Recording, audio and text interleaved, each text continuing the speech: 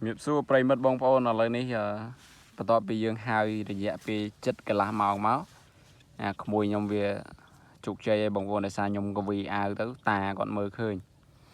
ta nâu trong ngày hai chia bầm roi từ bầm bầy roi mát bị ti tăng lại ní đòi dương vịt bài vịt tật máu đâm bây giờ từ ở lục ta bị xa hạt ngày tròn tại đời chơi pro ní miệt tôi ở toàn chơi hạt tức trâu trong cắt tật mà đông ní tật ní trâu bồng bồn được chứ này miền để phơi càng sợi hào từ lục ta nhom chơi hạt tật anh nhom chơi à dạ ôi chơi hạt tật mà ta chưa cho lại tật hào ấy ôi lại lương ở lấy ní bắt đầu bị hào bây giờ chất mà màu máu là màu chiên máu cứ ta bàn mà hai chục chơi vậy hay bông phô nè ti tăng mà đông ní cái hai thảo việc bằng bá ní nơi không chuẩn lo này phun bằng chúa rồi viên phun cục rồi cảហើយទីតាំងតំបន់នេះសម្បូរទៅដោយឆ្លើងហើយនឹងត្រីបងប្អូនទីកន្លែងណាមានឆ្លើងច្រើនទីនោះមានត្រីច្រើនហើយឥឡូវនេះលោកតាកំពុងតែព្យាយាមអុំទូកមកដើម្បីទទួល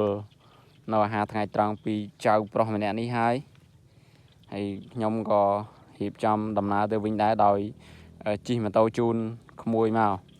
ឥឡូវនេះពួកយើងកំពុងរៀបចំត្រឡប់ទៅវិញហើយម៉ោងប្រហែលជា11ឈានចូល12គឺថ្ងៃល្អណាស់បងប្អូនក្តៅខ្លាំងមែនទែននោះពពកស្អាតណាបងប្អូនអូយទីសភាពស្អាតខ្លាំងណាបងប្អូនមេឃស្រឡះល្អខ្លាំងណាថាពេលល្ងាចខ្ញុំជូនម៉ាខ្ញុំមកដោះមើង3នាក់ពូពេជ្រទៅជីអូនោះរមមកអត់ទៅខ្ញុំមកវិញមនុស្សជីហ៎បងប្អូនឥឡូវនេះជោគជ័យគ្រប់ជម្រាបលាបងប្អូនអរគ្នា